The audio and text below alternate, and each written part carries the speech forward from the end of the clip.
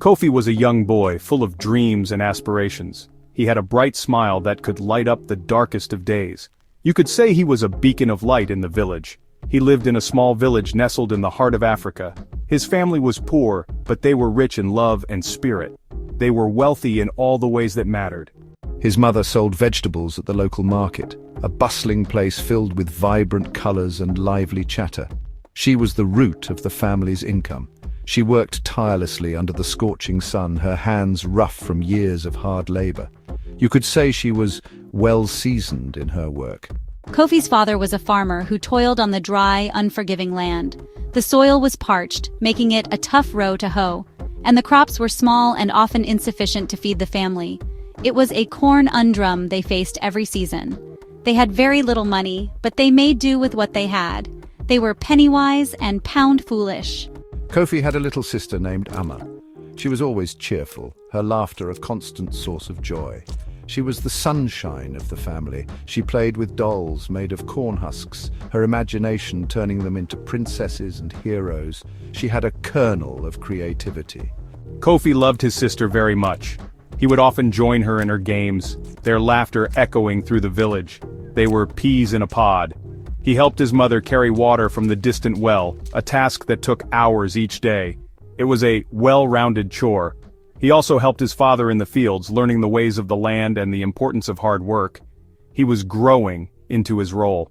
Life was difficult, filled with challenges and hardships, but they faced it with grit and determination. But they had each other, and that made all the difference. Their bond was their strength, and together they faced each day with hope and resilience. They were tied together by love. The village was small, nestled in the heart of Africa, a place where time seemed to stand still.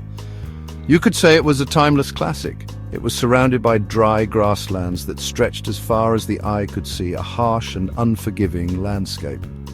Talk about a dry sense of humor. The houses were made of mud bricks built by the hands of the villagers themselves, a testament to their resilience.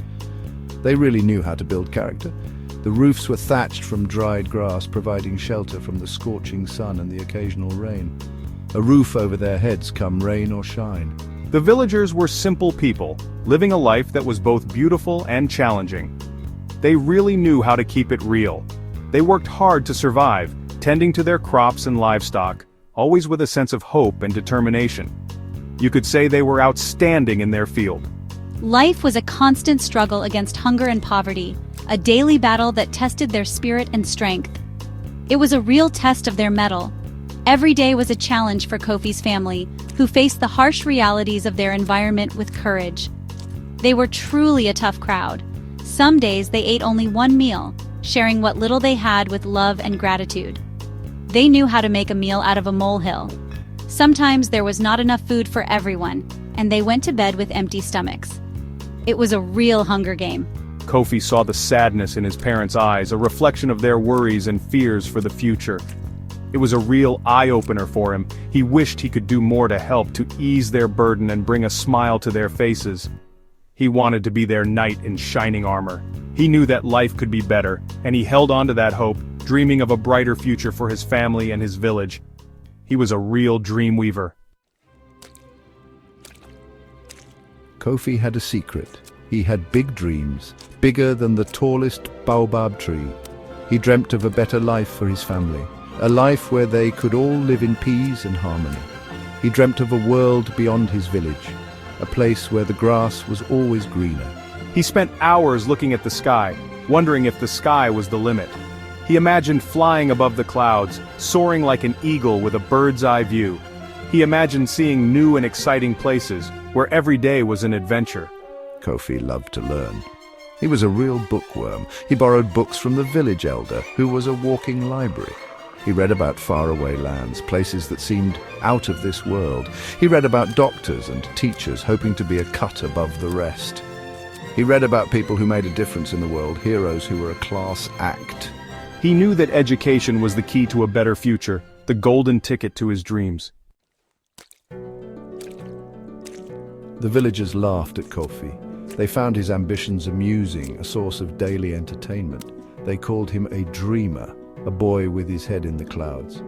Kofi's got his head in the books, but his feet off the ground, they chuckled.